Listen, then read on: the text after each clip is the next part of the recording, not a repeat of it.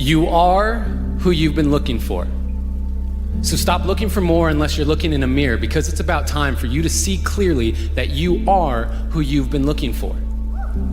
And that empty feeling you got, that hole in your chest, you only got that feeling because you think you're not blessed with everything you need.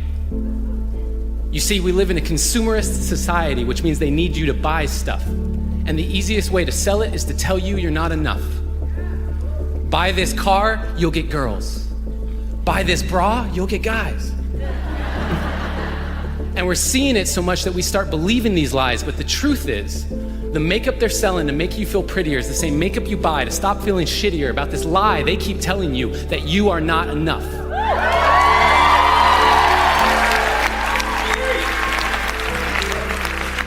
And what about the movies we watch, all the shows on TV? The more I watch, the more I see I need you to complete me.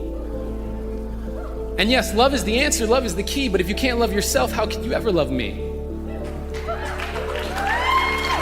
And loving yourself, what does that even mean? Like massages and selfies and that sort of thing? Because the more I think about it, the more it feels weird. I've always been taught that self-love was something to be feared. I'm supposed to love myself, but how do I even do that? Well, I got a trick that I picked up from a friend who noticed that I was quick to defend her when she would say something negative about herself. She would say, "I'm so dumb," and I'd say, "You're so brilliant." She'd say, "I'm so weak," and I'd say, "You're so resilient." And when she said, "I feel ugly," and I said, "You look beautiful," she asked me why I was so dutifully filling up her cup constantly and yet treating my own cup so irresponsibly.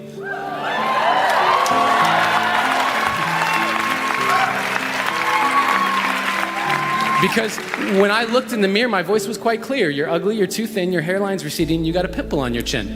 And that was when she gave me a piece of advice that changed my life. She gave me a hug. And she said, "Treat yourself like someone you loved. Treat yourself like someone you loved." Now, I had been standing, but I needed to be sitting because I couldn't believe that I had been letting myself keep forgetting that I was who I'd been looking for.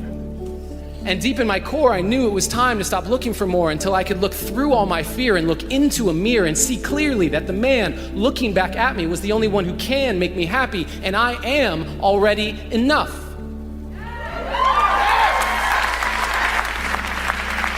And I am not any more special or unique than you. That is why I'm here to speak to you. You are already enough. And when you start to see that, you will start to be that. Your world will get brighter, your load will get lighter, and you can see that with life, you can be a lover, not a fighter. And that life, you deserve it. Because you are worth it.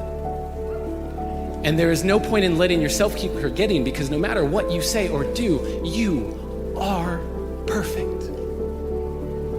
And so today, I hope I leave you with a direction correction away from the flaws you see in your reflection. They aren't flaws to me, they are simply protection against all the doubts you have of your perfection.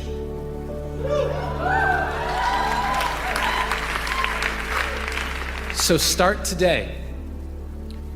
Take a good, long look in the mirror and say, "I am who I've been looking for." How much do you love yourself? Because if you understand the value of self-love, you'll never be friends with those type of people. Most of the people out here are running around empty. They have no sense of self. No sense of self-love. When I say self-love, it has nothing to do with celebrity, money, materialistic things, and all of the things that your negative mind could probably go to. It has nothing to do with self-love. It has nothing to do with looks. Nothing to do with cars and any of the superficial things that one would assume that could make you love yourself even more. It's a matter of knowing your value. It's a matter of you saying, I don't have to be around these people in these type of environments and situations in order for me to finally see the value in myself. I love me independent of you loving me. I believe in me I know my self-worth. I am here and I have a purpose. There is no value in having wisdom, knowledge, insight, spirituality, love. Every day I am a work in progress.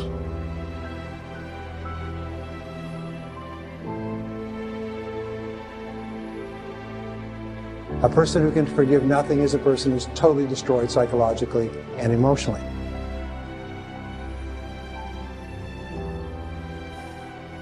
Forgive your parents. Forgive any relationship that you ever had that didn't work out. Forgive everyone else in your life that has ever hurt you in any way. Forgive yourself.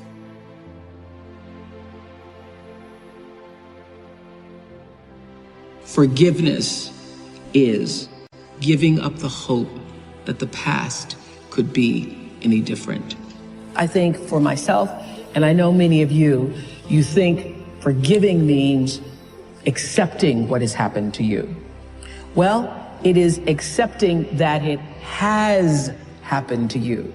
Not accepting that it was okay for it to happen. It is accepting that it has happened, and now what do I do about it? Forgiving is giving up the hope, not holding on, hoping, wishing that it could have been any other way than it actually was.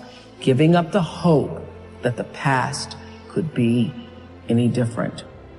And when I got that, I think it took me to the next level of being a better person, because I don't hold grudges for anything or any situation, and neither should you. It's letting go so that the past does not hold you prisoner, does not hold you hostage.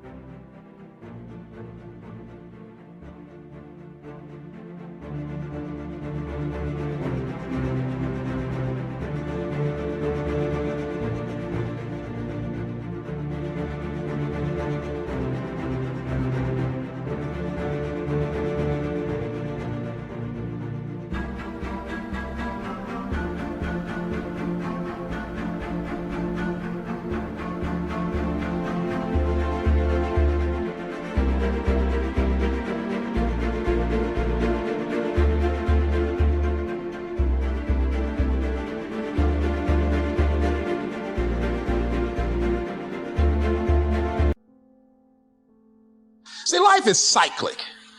You're not, whatever experience you're having right now, it has not come to stay. It has come to pass. Not to stay, just to pass. It's just going through. The biggest challenge is to know what's happening. This is a part of this thing we call life. This too shall pass. And maintaining perspective, putting it in perspective.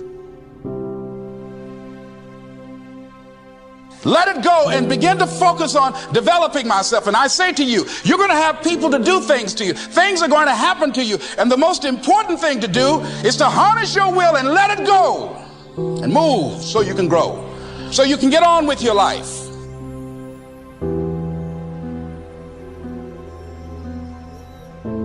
It doesn't matter about what happens to you. What matters is, what are you going to do about it? What are you going to do now, Les? But if you want to begin to move into your own personal greatness, if you want to begin to really enjoy a happy, successful, healthy life, you've got to be willing to go against the tide. You've got to be willing to harness your will. So as you're in the process of reinventing your life, write a description of the kind of person that you want to be. What are the things that you must overcome?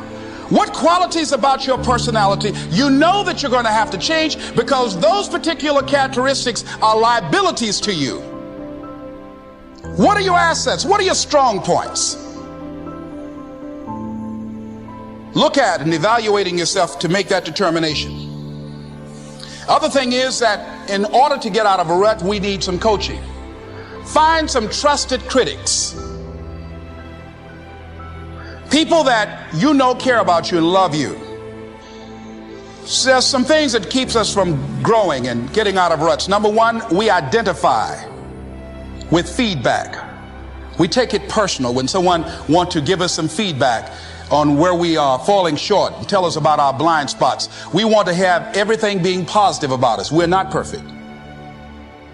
It hurts. I have a friend who's a trusted critic. I don't like him, but I love him. He doesn't tell me the things.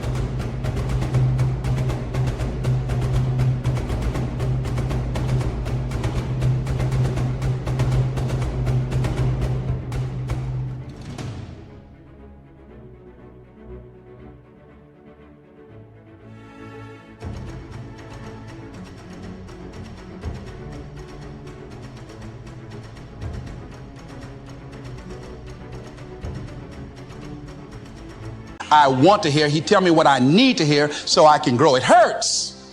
It hurts when he put me on the hot seat. I can't stand it.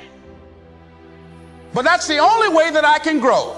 And I'm glad that he loves me enough to risk our friendship to tell me what I need to hear, not what I want to hear.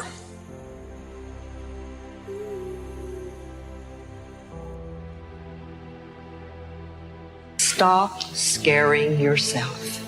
How often do you terrorize yourself with your own thoughts? You get into absolute terror, and it's only coming from your thoughts. Nobody out there is doing a thing. Sometimes it's an old family pattern. Sometimes we get new things. I would like people, when you have time, to make a list of your fears. Make a list of your fears. And then give yourself the opportunity to turn each fear into a positive affirmation. Turn each one into something positive. And remember, always you are in charge. You are always in charge. See, one idle thought doesn't make a whole lot of difference. Thoughts are like drops of water. You drop a drop of water and it doesn't mean much. But if you keep dropping and keep dropping, you get a puddle on the floor, and then you can get a little pond and a lake, and finally you can create an ocean. And with our own thoughts, we can drown in a sea of negativity, or we can float on the ocean of life. And it's up to us. The thoughts we think accumulate. And what sort of puddles are you standing in?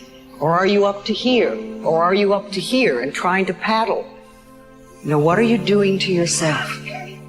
When we're willing to change our thinking, we can change our experiences. And it doesn't matter if you've got a big puddle of negative thoughts. You know, you can move over here and create a puddle of mindfulness, positive thoughts. You can make changes, always. So you want to turn those fear thoughts into positive affirmations. Let them work for you.